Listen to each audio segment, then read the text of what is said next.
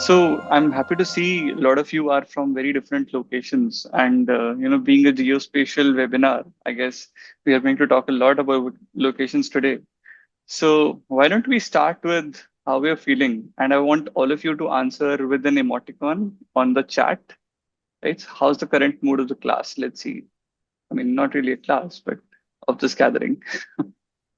Okay. Thank you, Tarang and Deepak. Both happy. I don't know what that means. Is that precious?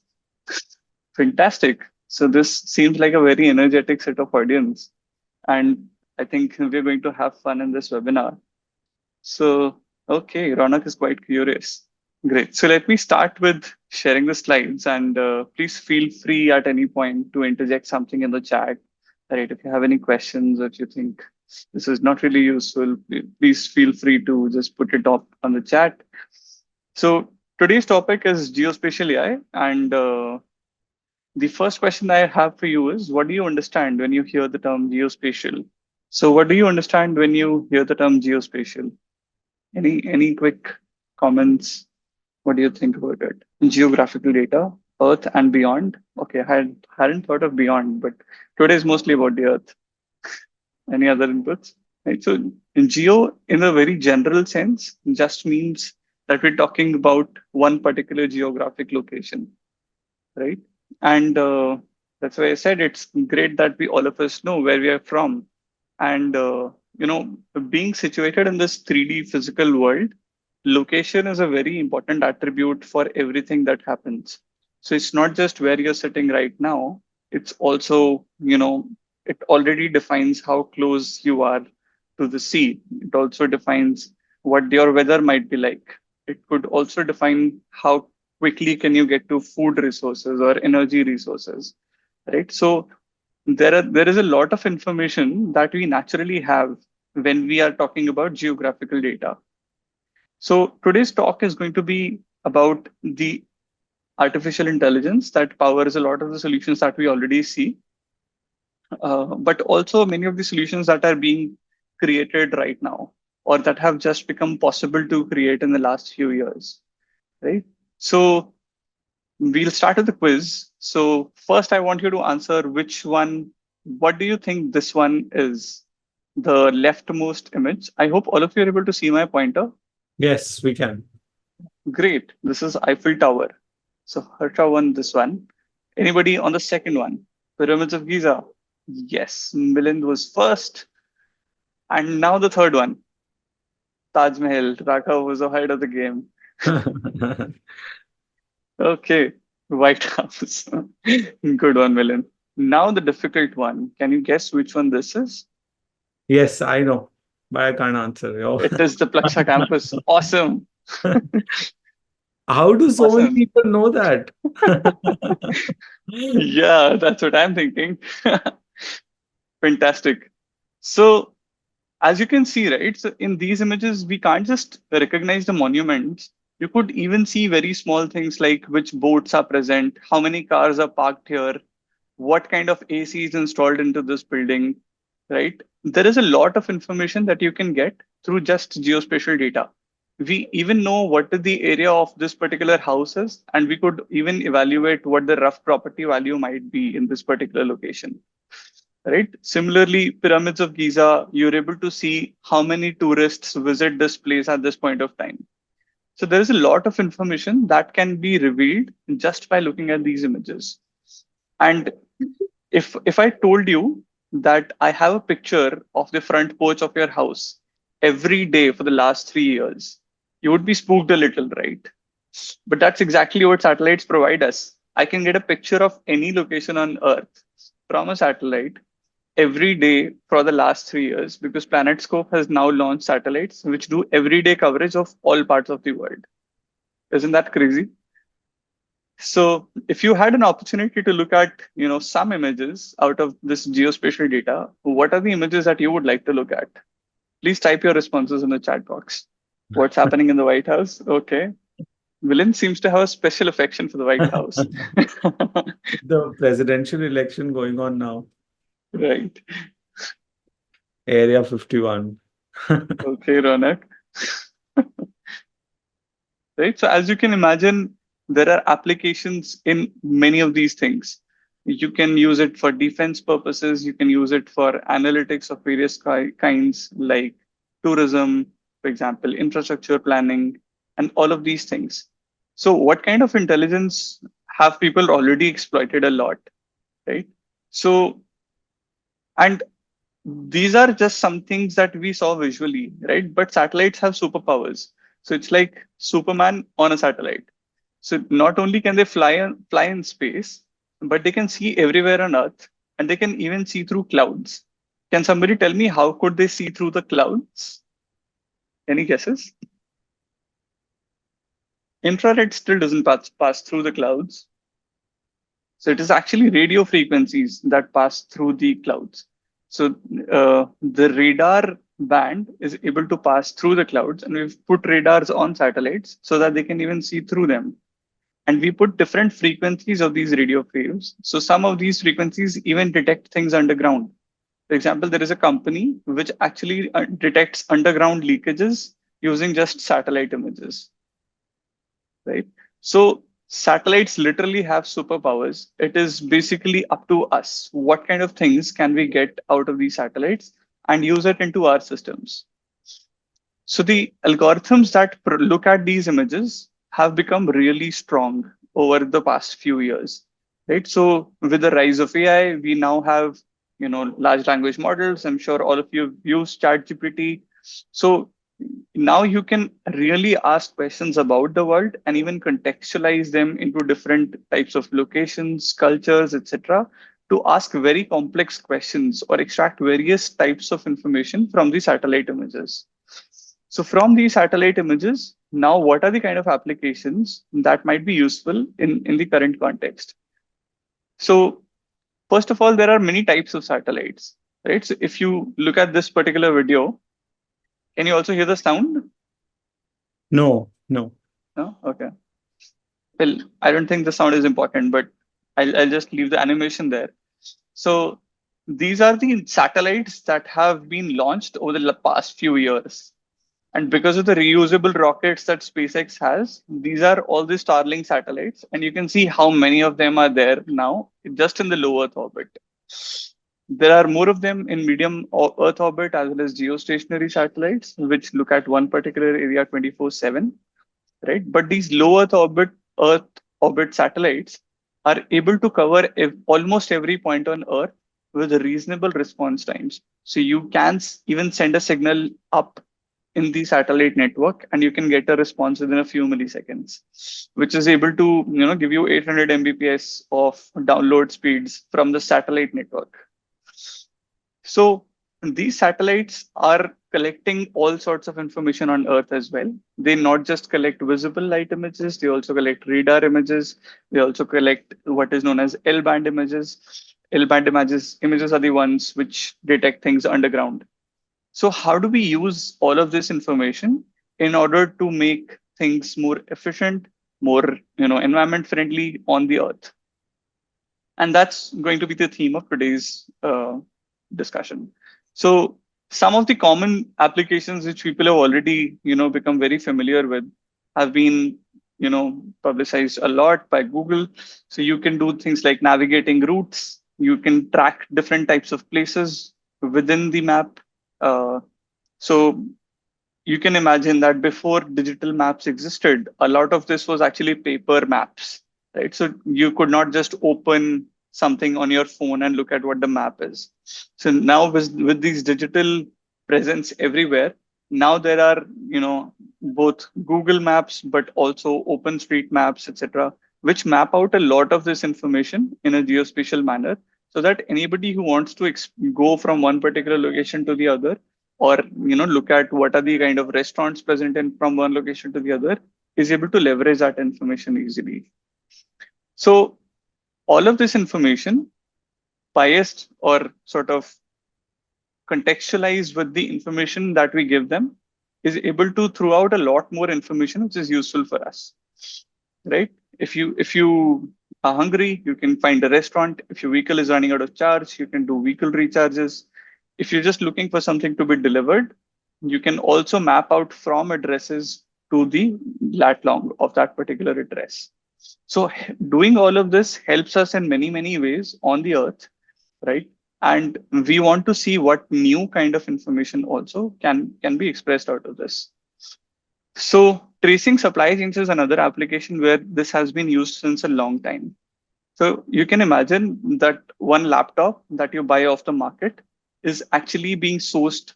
So the parts of that particular laptop could be sourced from more than 100 countries, right? So it is non-trivial to understand where do things come from. And suppose something like COVID happens, how does that supply chain get affected, right? So one thing happened in the COVID times, which was that there was a big factory in China for rubber gloves, the latex gloves that are used in the hospitals, and because of this loss of, uh, you know, actually airfare between the countries, all of that supply chain was broken, and many hospitals were left without supplies. So these kind of things make a lot of difference in real world business applications as well as just utility with respect to our daily lives. So it's important to track them geospatially as well. And on top of all of these maps, people have built various kinds of algorithms to add more value to this.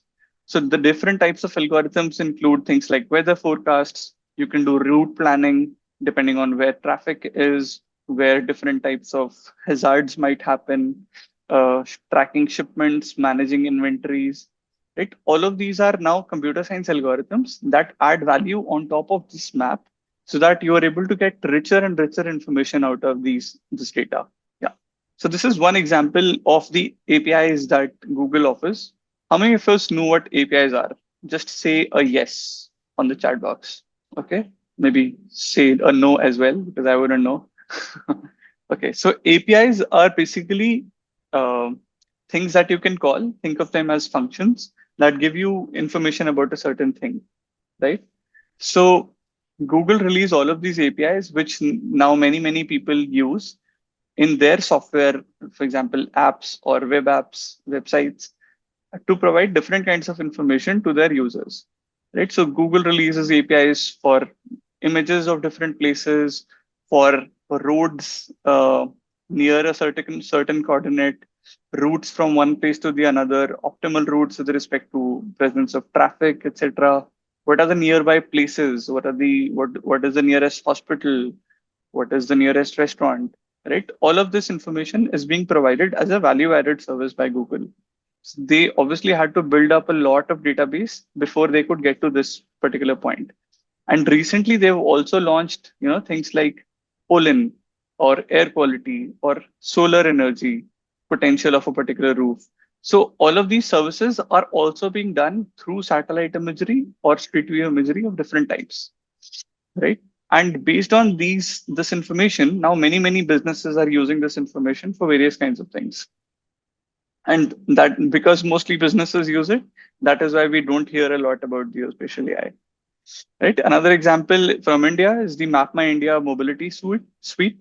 So in Map My India Mobility Suite, they provide access to live track your devices uh, for setting alarms for overspeeding or towing, geofencing. For example, you want to ensure that there is the passenger who's in the car is safe, so you provide them geofences, right? So these kind of services are used by many application vendors like Ola, Uber, etc., etc., etc. So because of this value addition that people have done over the maps, now many applications are getting facilitated. Okay. Any questions, comments so far? Okay. So I would like to hear from you. What are the applications that you would make on top of the map that you think would be a really cool service to have on top of this geospatial layer? And let's be as creative as possible. Don't restrict yourself to things that you think are possible. So I would accept the Harry Potter invisible map as well. The question is, what kind of applications would you like to build? Just like these are applications which allow you to live track devices or provide geofences, which give you an alarm when a car goes out of a certain route. Similarly, if you had to build a service, which uses location data, what kind of services would you build? Other examples might be finding the nearest restaurant is one service, right? Or finding which is the most beautiful park near me is one service. Location data for pets, that's an interesting one. Augmented reality in the maps to give us info about shops and nearby buildings. Yes, in fact, that is now in Google I/O. I think just released something this year which does that. Predicting movement from data. Correct. In fact, a lot of the traffic analysis that Google does also is relying on movement data from phones. A security service to track the cabs and taxis. Very nice. All the small lanes on Google Maps for the shortcuts, including the petrol cost. That's an awesome idea. Simulate travel time with designing cities for efficiency. Fantastic. So all of you are already contextualized to what kind of applications you would like to build, right? Uh, we have something in the Q&A as well. What is a geofence? Geofence is basically the service that allows you to raise an alarm as soon as you go out of a particular area. So if I set a geofence around my current location, as soon as I step out of it, it will raise an alarm. So this is used by cab companies to make sure that the cab driver is driving on the route only and not going somewhere else. Can we also track, for example, if there's a lot of landslides that happen, or so there's a tsunami that's happening. These Fantastic. are So very, disaster management is a key area in geospatial sensing. So all of the flood mapping, the earthquake mapping is being done purely using geospatial data because none of these infrastructure on Earth is reliable enough to give you that information after a particular disaster has happened, right? So there are now platforms which allow you to. Okay, I think we'll need video for audio for this one. So I'm going to play a small video here from Google Earth Engine, which is going to give us an idea of how do we go about making some of these applications that we are thinking about. Can you hear it? yes, yes.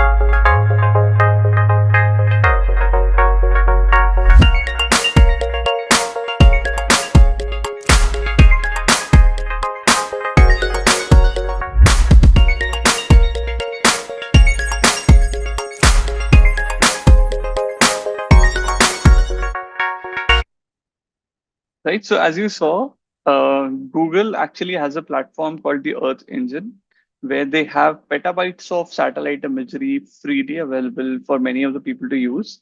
And using this imagery, people can now, what is the name of the application you discussed in the starting, where we can see the images every day?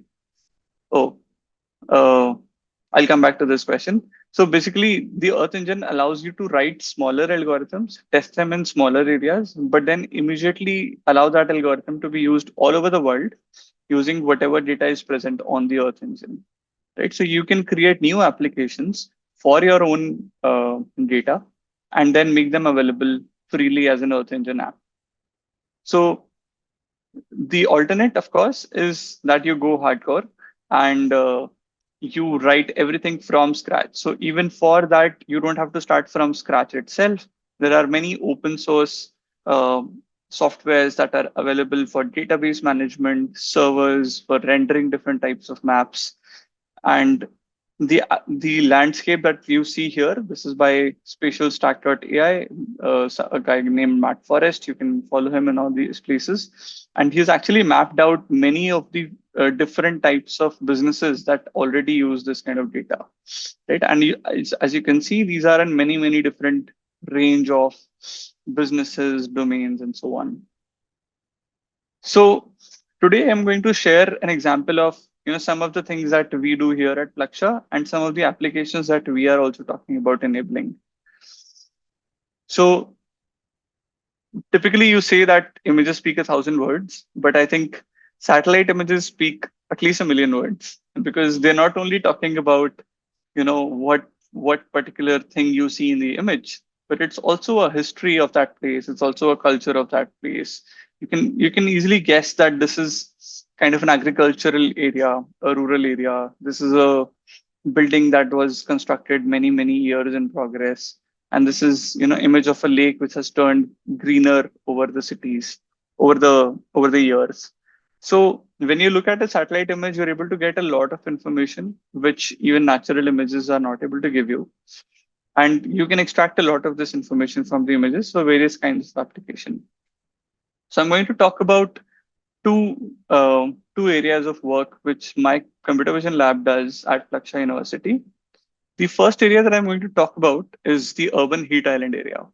So in urban heat islands, essentially what happens is when we construct a lot of buildings in this concentrated area that we call a city, essentially a lot of this concrete starts absorbing the heat that is coming in from the sun, and it also starts radiating that heat out. And on top of that, when we feel that heat, what do? We turn on the ACs, right? So now ACs are also spurting out all of the heat that is inside the building into the open environment. So all of these heat factors combined make a urban heat island around the urban area, right? So the temperatures in the urban areas are actually much higher than all the nearby areas. I don't know if you guys saw, Dubai actually just experienced 60 degrees yesterday, right? Which is the highest temperature they have experienced in many years. And this kind of a phenomena, even Chandigarh had the hottest March in 122 years. This kind of a phenomena is happening more and more now, both due to an aggregation of the urban heat island effect as well as the climate change that is happening. So, what are some of the things that you could do to manage the urban heat? So, architects and people who worked in environmental management have come up with various strategies to reduce the urban heat. uh, Having water surfaces in those cities, having open green spaces, having building heat recovery processes, vegetation on the rooftops, shading from the sun for different types of places. All of these are viable strategies to reduce the amount of uh, heat in the city. Can somebody guess why easy public transport access reduces heat? Please use the chat box. The question is, why does easy public transport access reduce the heat in a city? Lesser cars on road? Exactly. So with more vehicles that people drive individually, there is more pollution, and that additionally adds to the amount of heat that is in that atmosphere. So one area where we have focused is the light surfaces or high albedo surfaces. I'll come to what these are. And the second area is walkable surfaces, right? So a cool roof is basically a coating that you can do on top of your roof. This is a special chemically enriched coating that allows you to reflect a lot of the light that is incident on the roof back into the atmosphere. So what this allows you to do is keep the building which is within this coating cooler, and therefore it helps you reduce your electricity bills as well, and even the longevity of your electric equipment, right? So the cool roof is also special in the way that you don't have to convince many people together. It is typically a single decision maker. It is profitable even with very less money that you have to put up front, because you will get the same amount of money back in your electricity bill. So it is really a very special solution that we can apply to mitigate urban heat. And what we noticed was that because of this high reflectivity of the roof surfaces, we are able to track these from the satellite as well. So you can see these buildings glowing up very nicely, right? And that is because they have a very high reflectance in the RGB and near infrared bands. And using these bands, we are able to track many of these buildings. So in fact, uh, we created a data set for cool buildings as well as non-cool buildings, and then using machine learning we were also able to train models which now do automatic extraction of these building footprints as well as the classification of these buildings into cool versus non-cool, right? So you can imagine that now by doing this at the city scale you will be able to identify where are the hotspots going to be in the cities and where are the cool spots, so to say, because people have really adopted cool roofs. So Telangana government has also recently passed a policy where you have to have a cool roof if you're a new commercial building. So this is also used for regulation purposes in order to make sure that there is adoption of the cool roof even for the newly manufactured buildings. Right? These are some snapshots from the dashboard that we created. And essentially, using this dashboard, a city can make better decisions. But more on this later, right? So the second thing that we're tracking is walkability of cities. So I don't think any of us would contest this, but to move is essentially to live. We feel better both mentally as well as physically when we move a lot. Walking is medicine to both body and mind. And walking is also the human equalizer, irrespective of how rich you are, how poor you are. Walking is a right that everybody has, and it also has the benefits for both set of people. So this is what a walkable street looks like. So you will see many elements here, right? So you will see that there is separate space for cycling, there is separate space for outdoor seating, there is space for vehicles, but there is also space for some water body flowing somewhere. There is also space for playing when the kids want to play in the street. There is also a mixed land use. So apart from the commercial places that you see here, you will also see residential buildings here. So somebody else wants to get something to eat, they don't have to take their car out. They can just walk down the street, right? So all of these are elements which encourage walkability in a city, and AI is able to help us with walkability assessment as well by finding a scalable and up-to-date solution to assess the walkability infrastructure. So the solution that we came up with was basically these are different versions of the indices that we are building for all places in India. And we are benchmarking what is the crossing density in this particular place, what is the footpath coverage or tree cover in this particular place. Do we have enough lighting on the streets? Do we have good enough uh, diversity in residential, commercial, and so on?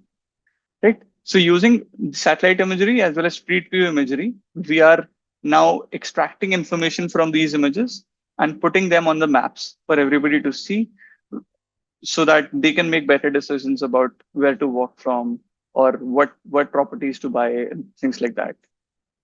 So here's an example of what Google does if you currently ask it for walking directions. So Google basically is asking you to walk, in the middle of this road and then cross this road from the middle of the road and then go to this particular point. But if you had walkability information, there are zebra crossings here, right? So it can provide it pinpointed information about go here, you can use the zebra crossing, and you can go under this tree cover to remain in shade and so on. Right. So these are the kind of applications that can be done provided you have this technology which can enable it. So here is an example of the zebra crossing classifier that we built. You can see we are able to detect very small objects as well in these images and provide this information in a map. We're also doing foot over bridges, tree cover, and many, many other things. So essentially using this, we are now able to build uh, walkability at scale and assess various cities for how much opportunity do they give pedestrians for crossing streets, how much opportunity do they give for different kind of infrastructure. So now you can provide all of this information to the urban planners and also let them use this information about various different types of topologies that they want to build the cities in. So, urban planners, for people who might not know, are people who design cities. There is a master plan that somebody comes up with, and then there are area plans that many other urban planners work out together. So they decide where to put malls, where to put residential areas, where to preserve water bodies, what are flood prone areas, what are drought prone areas, and so on. So based on all of this information, now urban planners are able to make better decisions about where do they want things for a cooler city, for a more walkable city, for a more efficient city, right? And many of the images here are AI generated, so uh, please excuse the no copyright notification here. Okay, so here's another application that I'm going to talk about, and that is the application that basically fills our tummies. This is agriculture. So here is a smart farm that we have within the Plaksha campus. On the Plaksha campus, we have established a 1 acre sugarcane farm to get real-time information about how that particular crop grows. And we also track this area from satellite images and drone images and other sorts of things. So what are the kind of things that you could do on agriculture if you had this geospatial information? So the first pipeline that one could build is basically, suppose you want to do all kinds of farms. Uh, you want to identify all kind of farms in all the villages that are in a particular location.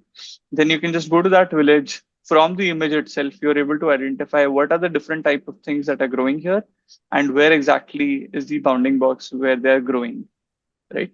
So it gives you a very nice estimate of what crop is growing in what area, what are the different kind of yields in this area, right?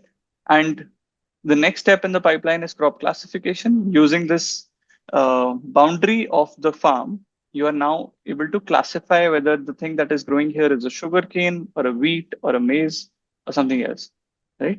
But now you can even go one step further and do a subfield stress estimation. So within the field also, you could provide the information to the farmer that, on the north end of your farm, there seems to be a nutritional deficiency or a pest that is starting to grow. So please have a look at it soon and treat it soon so that you can preserve your crop. So using these steps, you are actually empowering various stakeholders in the agricultural area. So in fact, some work that we did here was that we worked with the farmer in order to benchmark different areas within their farm with different levels of water. So more blue is more water, and more green is more nitrogen. So we applied different levels of water as well as nitrogen, and we analyzed what kind of difference does it make in the images and what kind of difference does it make in the productivity of that particular crop. Okay, so Shlok asked, how are the satellite images connected with AI? So the satellite images per se are not connected to the AI, but to be able to extract information from these images to answer questions like what is going to be the yield in this area or which kind of crop is growing in this particular area, you need AI algorithms, right? So these algorithms are data dependent. Again, you need data sets, you need information about how different crops uh, grow in different types of stresses. For example, if you have low water and you have low nitrogen, the crop would look a little different from the crop that is growing in medium nitrogen with the same amount of water, right? So what are the different types of pixels that you would see on the image? And can you make an AI algorithm that will be able to extract this different types of information from the image itself? So this is again some work that we did, which is able to analyze anomalies within the farm. So with bare eye, you are able to say that this is an anomaly in this particular farm.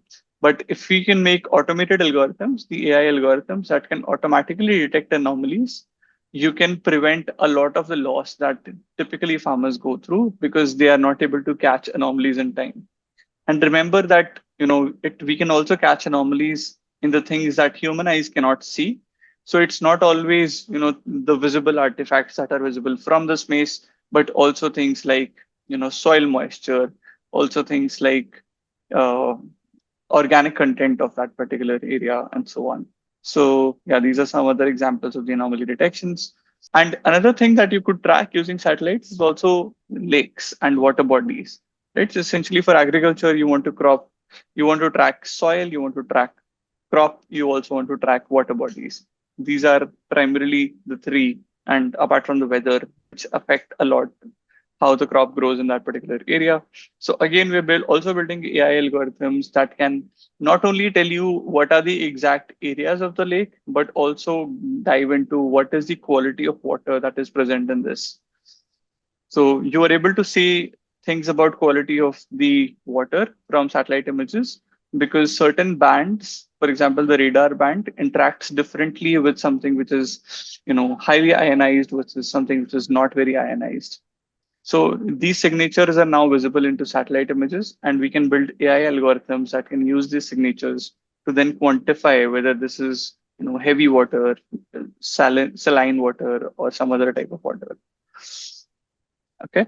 So using these kind of systems, basically there are now many beneficiaries that can use this kind of an information. So the farmer themselves can receive a personalized information. You can provide message on the farmer's mobile phone which tells them that okay, your crop is growing well, or it needs, just put water on the crop tomorrow because it's going to be very it's going to be very hot and it might affect your crop, or what is the expected amount of yield that you might get out of the season, right? Then insurance companies or banks that want to provide loans to these farmers can also, sitting in their office, look at what are the kind of uh, past performance of this particular farm, and also what is the current state of this farm. So if farmer claims that there is flood in my farm, they are able to verify that immediately using the satellite imagery. Right. So the bankers and insurance can also get real-time information about the farm, making the processes for loans as well as insurances much more smoother. And finally, governments can also get real-time access. I very much admire, ChatGPT for creating this image. It looks very real to me, at least a politician. So uh, it can provide information about what are the different types of things that are growing in this particular district, what is their expected yield, what are the challenges going to be at the end of the season, and so on. So giving out this pinpointed information to various stakeholders in agriculture is also going to make a much more sustainable as well as beneficial agricultural practice. All right. And that's about all I had for the presentation today. But maybe before I end my presentation, I will just ask you guys a question on what did you think uh, was the most cool application? And if it was not in the slides, then maybe one cool application that you guys would want to build. So Harsha is asking, practically speaking, would farmers in India use this data? So farmers are actually very keen. At least the farmers that we've interacted with have been very keen on using data about their specific crops. But we obviously need to make sure that the apps that we're writing or the mode in which we are providing this information to the farmers is accessible to them, right? And if it benefits them, why wouldn't they use it? So we need to make sure as scientists that we are often going to the farms and talking to the farmers. So yeah, so I think practically speaking, farmers can use this data, will use this data. It can be commercially viable as well because you're using the same technology to offer it to all of the farmers in India, practically. Yeah, and sorry to if I can add, Anupam, we have farms, right? Pomegranate farms in Rajasthan, and you would see the Okay. same space of farms. On one end of the farm, any plant that you put, it'll burn away, it'll not stay. And then the other side, there is some plants have a lot of fruits on one year, some don't.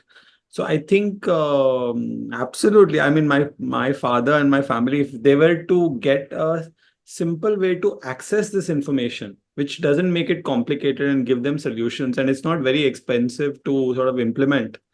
I Hmm. think they should use it. They will use it. Absolutely right. Happy to know that matches your experiences as well. What is the comparison between cost of a normal roof to a cool roof? So within the cool roofs, there is a lot of grading. So it can go from, if you were to do a paint coating, it can go from 1x to 10x of that cost. But I think the starting range is also 1.5x. So it's not very high cost with respect to the cool roof. The only thing is that you have to be careful about it. It's a cool roof, but it'll also make things cooler in the winter. So you have to, take that call whether you live in a region which is moderate enough to the temperature for it to make sense for you. Yes, in fact, ISRO also gives out a lot of this information about not just buildings as well as agriculture, but also for oceans and providing information to farmers about where the fishes might be or when it is not safe to go out in the sea. So all of those information is also provided using geospatial tools. I think what we'll now do is if students have any questions, you can also raise your hands to ask, and we'll allow you to unmute yourself and ask questions. But Anupam, thank you for this. I think it was such an enlightening session. I mean, we know all of these applications, but what goes behind them and the science of it is very interesting to know. I had a question for you. How did you, for instance, I mean, you did your BTech and you were sort of an engineer who might have thought, like let's talk high school, Hmm. language, right? That the mindset is that I want to do CSE because that is the most popular major that everybody is doing. I want to earn a lot of money. I want to to make a good livelihood. I mean, those are the considerations that sometimes kids are, driven by. How does one know if somebody wants to get into geospatial AI? I mean, it's such a far-flung thing, at least at their age. And how Hmm. so maybe you can share your journey and sort of share aspects that one can identify to get into this field. Tough question, Vikram, to start with. So I think a lot of it is also serendipitous, and it's also driven a lot by your personal interests and your personal values. There's, I don't think there's anything wrong with even pursuing a normal corporate path, which working in a Microsoft or a Google or an Amazon would be. But it's just about. So I always keep optimizing things for interestingness, and this was the most interesting thing for me at this point. And in fact, the geospatial part of my work, I only started when I started at Plaksha. And there was this cool sort of an ecosystem. We have a center for agriculture, we have a center for clean energy who are working on these problems. And I saw that much of this information can be useful to them to solve the kind of domain problems that they were looking at. So I just happened to stumble upon it. I think one conscious decision which I might have taken was that often when you're working in technology, sometimes you're working in technology which is a very small piece. Like if you optimize one algorithm itself is a technology field in itself. Like you can work 10 years in that area. But one conscious decision that I took maybe when I joined my PhD was that I want to work at more of a application level and not just be, focused on one particular hardware or one particular software piece, so to say. So rest is serendipity. I guess nature guides you to your calling. Yeah, no, no, thank you for sharing because that's the kind of questions that we get, saying, okay, now this is exciting. And also tell me a little bit about, so I think the application is everywhere, especially when it comes to tracking of things. Mobility, I think the huge application of geospatial AI in mobility. But if somebody was to not think of such a large scale solution, which might require policy level interventions or convincing a lot of people to do something, behavioral changes. What are some of the simple things that a student can think about? If you Very were to good give some question. examples. Yeah. So in fact, that is the thing that we were also struggling with when we were doing the work in agriculture because there are so many stakeholders and it's very difficult to keep all the stakeholders happy no matter what you're doing. So we started with a very simple system. So you have to sort of start looking at these simple systems where there is both a person who needs this information and a person who is doing something. So we were looking at one particular sugar mill and my collaborator, Professor Shashank, also at Plaksha, has also done a lot of work in that area. So we were working with one particular mill, and can you guys guess how many farmers one particular sugar mill works with? Okay, Tarang, 3,000. Come on, guys, more guesses. Did I make everybody asleep? Okay. 2000, 2800. Okay. You're really thinking small, man. This is 1.5 lakh farmers per sugar mill that somebody works with. Okay. So to deal with just that scale of data, we started working with one sugar mill, tried to work with few thousand farmers that they were working with, just to benchmark whether the solution will make sense for them, and then providing information about what is happening in those farms to the sugar mill, and they were quite happy with doing just that. So you can imagine the alternative that the mill has. They actually have to send a person to all of these thousand farms. They will go and write it on a piece of paper, right, and come back to the mill and report those numbers. And how many times can you do that? Right, you can't do that at a lot of frequency. It's a lot of cost to the mill as well. So we can look at these smaller systems. Like if you just want to make an application in your neighborhood, you want to track the quality of roads, right, and provide that information to the local municipality. You know, so there are many smaller applications that can be done using geospatial data as well. That was a good example, and I'd love to know more about this sometime. The final question, I think I'm only asking all the questions. I think I should allow Vedansh to ask his question. He's raised his hand. Okay. No, he's lowered his hand. Vedansh, did you have a question or no? Anyone else has any questions? Do you all want to? I think you can raise your hand, but I think till then there's a question in the Feel Q&A. free to speak out, and also if you want to type it in the chat box, you're shy, you can do that as well. Yes, Milind. Go ahead, Milind. Everyone, so, first of all, thank you for the. I feel really motivated now through your presentation. In some way, even though my work is really different, but anyway, my question is about security. I was thinking about it since the presentation started. When you said that, every day you could see someone outside. You could get a photo of your house. So, is other international security laws, domestic security laws about geospatial data and all that, or are they going to be could it be like that आज से 5-7 साल बाद कहें कि allowed ही नहीं है? So if you could tell something about that. Good question. So much of this data, there are also geofences, which the national governments put up, that you cannot provide satellite images of this area to anybody. But most of the household, most of the public infra is quite open with respect to satellite imagery. Some of this daily imagery has to be bought at a cost, and when you take that contract from, let's say, a satellite data provider, you also have to say for what application you're using it, and they also closely monitor that in terms of legal terms, right?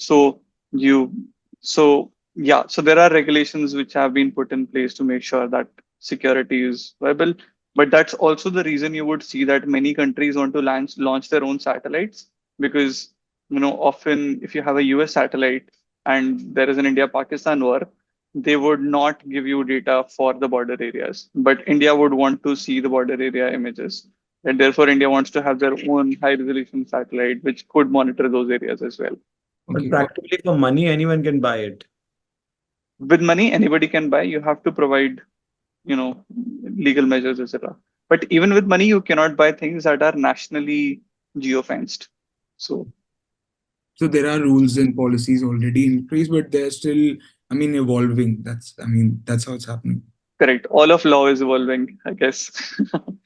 It's new, right? So Hmm. there would be issues even like for places like India, US, everywhere. They'd have their own laws, own problems. Like this person used my image here, and there could be law. So it will take time, right? Absolutely. Yeah. Where do the India specific images data comes from?